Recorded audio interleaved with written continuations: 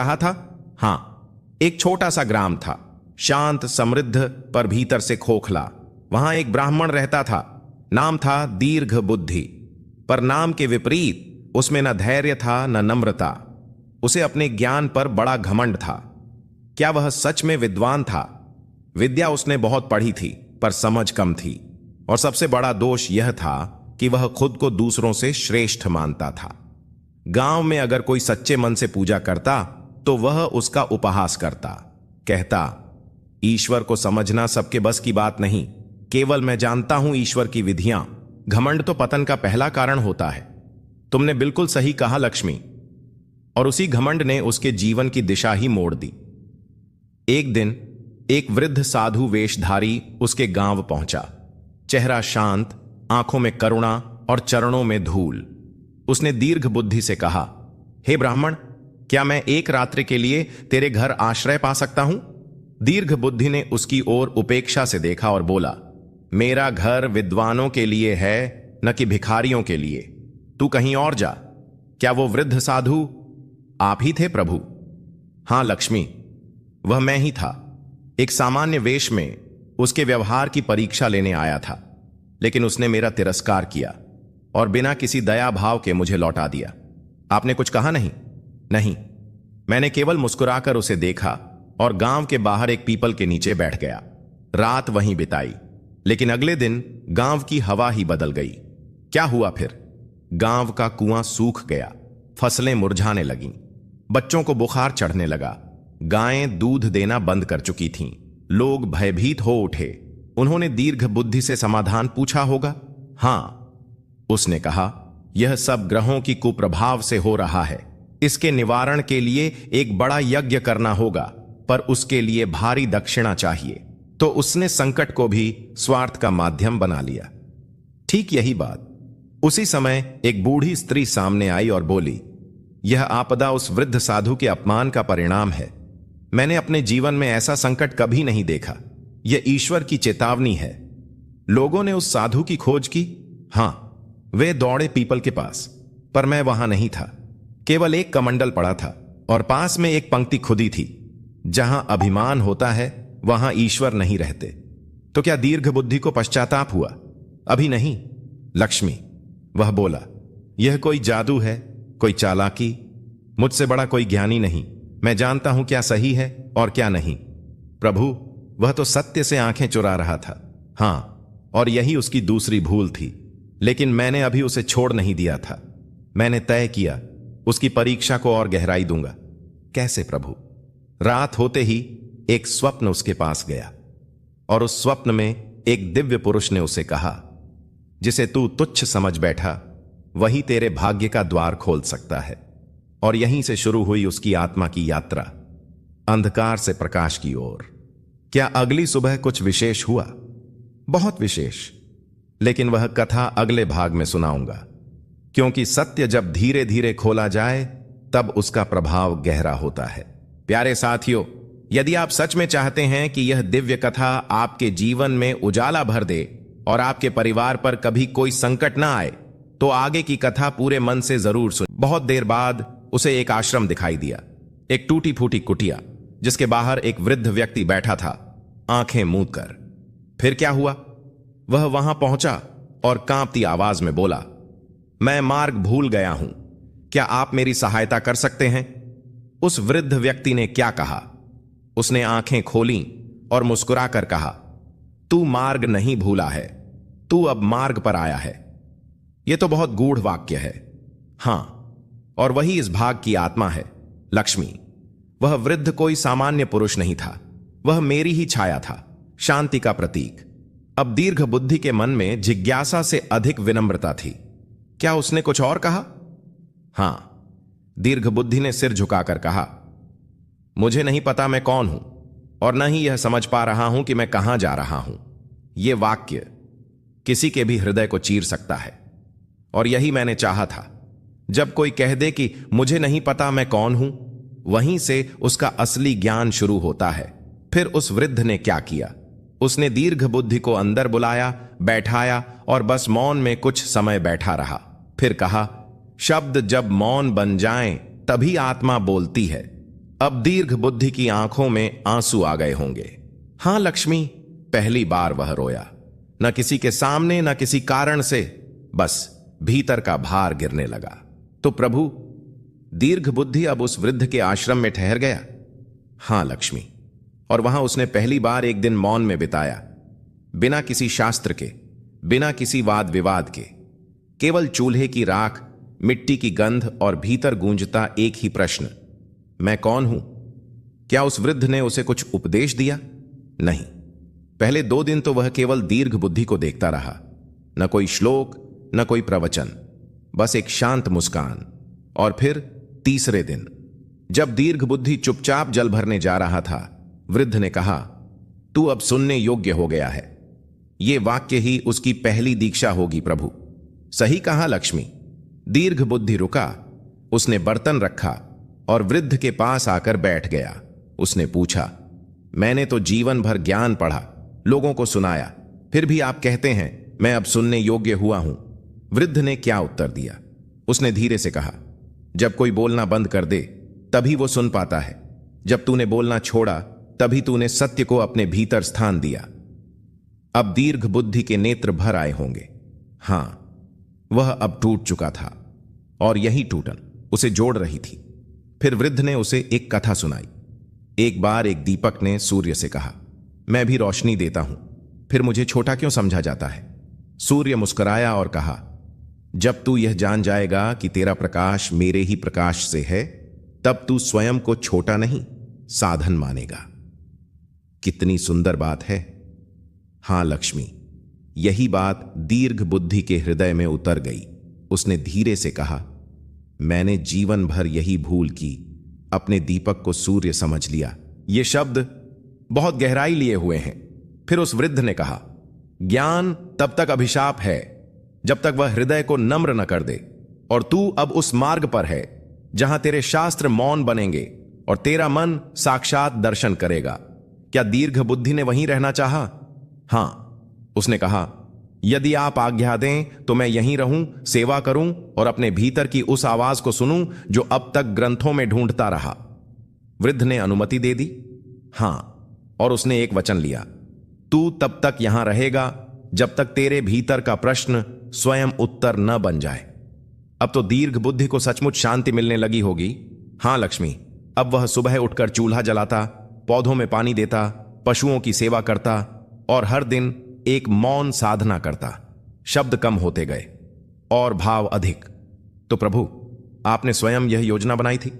हां, यह सब मेरी इच्छा से हुआ, ताकि जो अभिमानी एक शब्द भी सुनने को तैयार न था, वही अंत में मौन से संवाद करे। अब आगे क्या होगा?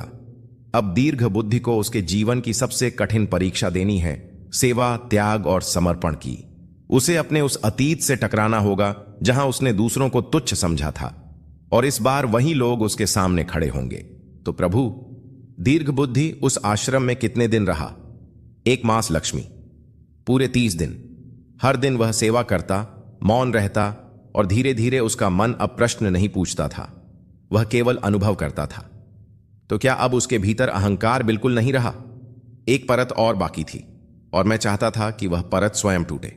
फिर एक दिन वृद्ध ने कहा, अब समय है कि तू जहां से आया था वहीं लौट जा। लौटना उसी गांव में जहां उसे सभी जानते थे। हां, दीर्घ बुद्धि हक्का बक्का रह गया। बोला, क्या मैं तैयार हूं? वृद्ध मुस्कुराया और बोला, जब कोई यह पूछता है तभी वह तैयार हो चुका होता है।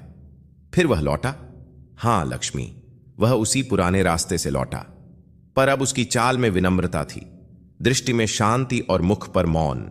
न कोई ग्रंथ, न कोई शिष्य, केवल एक झोली और मन में प्रभु का नाम।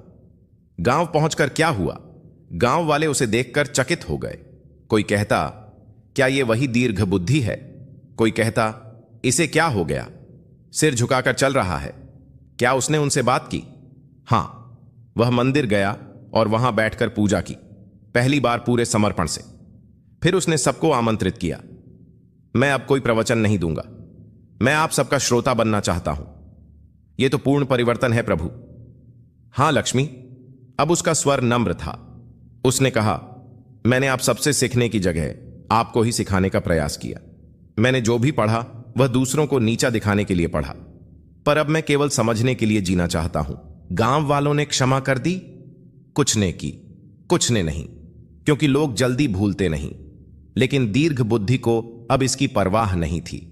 वह हर दिन किसी एक के खेत पर काम करता, किसी की गायें चराता और बच्चों को अक्षर सिखाता, बिना किसी गर्व के। तो सेवा ही उसकी साधना बन गई। हां, और एक दिन वहीं गांव में एक बीमार वृद्ध व्यक्ति आया। उसकी हालत खराब थी। कोई उसका उपचार नहीं कर रहा था, क्योंकि वह बाहर का था। दीर्घ बुद्धि ने क्या किया? वह चुपचाप उस वृद्ध को अपने घर ले आया, उसे नहलाया, उसके घाव धोए और रात भर उसके पास बैठा रहा। सुबह जब वह वृद्ध उठा, उसने हाथ पकड़कर कहा, तू वही है जो पहले लोगों से ज्ञान का मूल्य मांगता था। क्या वो वृद्ध कोई विशेष था? हां लक्ष्मी, वह वही था। मधुसूद, जो वर्षों पहले उसकी परीक्षा लेने आया था। क्या दीर्घ बुद्धि ने उसे पहचाना? पहचाना और तुरंत चरणों में झुक गया। बोला, मैंने आपको बहुत ठेस पहुंचाई थी। मधुसूद ने क्या कहा? उसने मुस्कुराकर कहा, तूने तब मुझे ज्ञान नहीं दिया, लेकिन आज तूने मुझे सेवा दे दी, और यह सेवा उस ज्ञान से कहीं अधिक मूल्यवान है। अब दीर्घ बुद्धि का हृदय सच में निर्मल हो गया। हां लक्ष्मी, वह रो पड़ा, और तब मैंने स्वयं उसे दर्शन दिए, उसके स्वप्न में, उसी रात। आपने क्या कहा प्रभु? मैंने कहा, अब तू मेरा नहीं, मैं तेरा भक्त हूं। और उसके आंसू थम नहीं सके। तो प्रभु, आपने दीर्घ बुद्धि को उसके स्वप्न में दर्शन दिए? हां लक्ष्मी, और यह कोई साधारण स्वप्न नहीं था। यह उसका अंतर यात्रा का अंतिम चरण था। कैसा था वह स्वप्न? रात्रि के तीसरे प्रहर में जब सारी सृष्टि मौन थी, तभी दीर्घ बुद्धि ने स्वयं को एक विशाल मंदिर में खड़ा पाया। वहां कोई मूर्ति नहीं थी, कोई दीप नहीं, केवल एक सुनहरी रोशनी जो भीतर से बाहर तक उसे आलोकित कर रही थी। क्या वह डर गया? नहीं, इस बार नहीं। पहली बार उसका मन शांत था, और तभी वह रोशनी मेरे रूप में प्रकट हुई।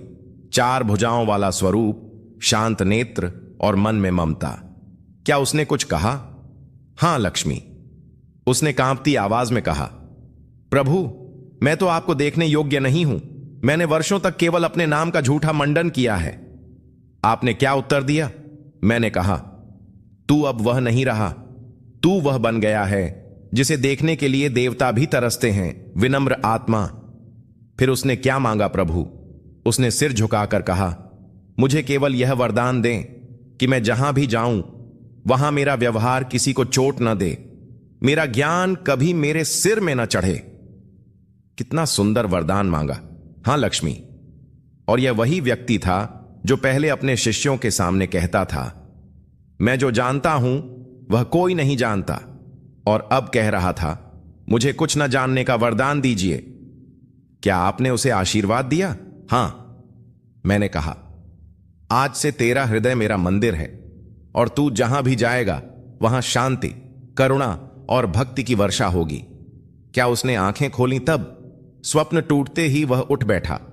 उसका चेहरा आंसुओं से भीगा हुआ था, और उसने पहली बार उस मिट्टी को चूमा जिस पर वह बैठा था। फिर गांव वालों ने कुछ अनुभव किया?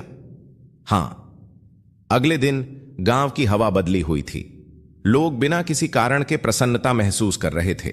वृद्धों के चेहरों पर शांति थी, बच्चों की हंसी में माधुर्य था। तो दीर्घ बुद्धि का परिवर्तन अब सबके जीवन में उतरने लगा। सही कहा, अब वह न किसी मंच पर खड़ा होता, न प्रवचन देता। वह केवल सुनता सबको, और सुनना ही उसका उपदेश बन गया। अब क्या वह गांव में ही रहने लगा? हां लक्ष्मी, और वह वही टूटी हुई कुटिया जहां कभी वह बड़े भवन की योजना बनाता था, उसी को अपना आश्रय बना लिया। वहां बैठकर वह हर आने जाने वाले को जल पिलाता, चुपचाप। क्या किसी ने उससे पूछा, तू अब क्यों नहीं बोलता? हां, एक बार एक युवक ने पूछा, आप तो बड़े ज्ञानी थे, अब क्यों मौन रहते हैं? तो उसने क्या कहा? उसने हंसकर कहा, अब जो जानता हूं वह कहने योग्य नहीं, और जो कहा करता था वह जानने योग्य नहीं था। क्या बात है प्रभु, वही तो लक्ष्मी, यही वह बिंदु था जहां मैंने स्वयं उसके चरणों को स्पर्श किया। क्योंकि एक घमंडी का हृदय जब शुद्ध हो जाता है तो वह सामान्य नहीं रह जाता, वह साक्षात तीर्थ बन जाता है। तो प्रभु, दीर्घ बुद्धि अब पूरी तरह बदल चुका था। हां लक्ष्मी, अब वह किसी को नीचे नहीं समझता था, न किसी को ऊपर। वह केवल प्रत्येक प्राणी में मेरा अंश देखने लगा था। लेकिन उसकी परीक्षा अभी पूरी नहीं हुई थी। कैसी परीक्षा प्रभु? एक दिन 3 युवक गांव में आए, तेजस्वी चेहरों वाले, राजसी वस्त्रों में, और मुख में वही भाषा जो कभी दीर्घ बुद्धि की होती थी। हम ज्ञानी हैं, हम शास्त्रों के मर्म को समझते हैं। क्या ये उसके पुराने शिष्य थे? हां लक्ष्मी, वही जिनसे वह कभी कहता था, तुम्हें ज्ञान देने वाला मैं ही हूं, मेरा नाम अमर होगा। और अब वही शिष्य उसके सामने खड़े थे, पर उन्होंने उसे पहचाना नहीं। क्यों नहीं पहचाना प्रभु? क्योंकि अब दीर्घ बुद्धि झुका हुआ था, धूल से सना हुआ, सामान्य वेशभूषा में, और उनके दर्प ने उन्हें अंधा कर दिया था। क्या उन्होंने उससे कुछ मांगा? हां, उन्होंने गांव वालों से कहा, हमें यहां किसी पंडित की आवश्यकता है जो हमारे प्रवचन का आयोजन करे। गांव वालों ने उन्हें दीर्घ बुद्धि की ओर भेजा। तो क्या उन्होंने सीधे उससे बात की? हां, बोले, ओ वृद्ध, क्या तुम हमारा मंच सजा सकते हो? और दीर्घ बुद्धि ने क्या किया? उसने बिना कुछ कहे हाथ जोड़ ली और बोला, मैं वही करूंगा जो सेवा मानी जाए। कैसे अद्भुत विनम्रता है प्रभु। हां लक्ष्मी, और उस रात जब मंच सजा, दीर्घ बुद्धि सबसे पीछे बैठा। वे शिष्य वही पुरानी शैली में बोले, हमने अपने गुरु से सब सीखा, पर अब वह कहां है यह किसी को नहीं पता। अब तो कुछ होना ही था। हां, मंच के बाद एक वृद्ध ने पूछा, तुम्हारे गुरु कौन थे? वे बोले, दीर्घ बुद्धि, महान ज्ञानी, पर अब पता नहीं वह किस दिशा में खो गया। फिर किसी ने उन्हें बताया? नहीं, पर एक बालक ने वहीं धीरे से कहा, जो आपको जल पिला रहा था वही दीर्घ बुद्धि था। क्या शिष्यों ने विश्वास किया? नहीं, वे हंसे। वो हमारा गुरु? वह तो एक सेवक जैसा लग रहा था। तब क्या हुआ प्रभु?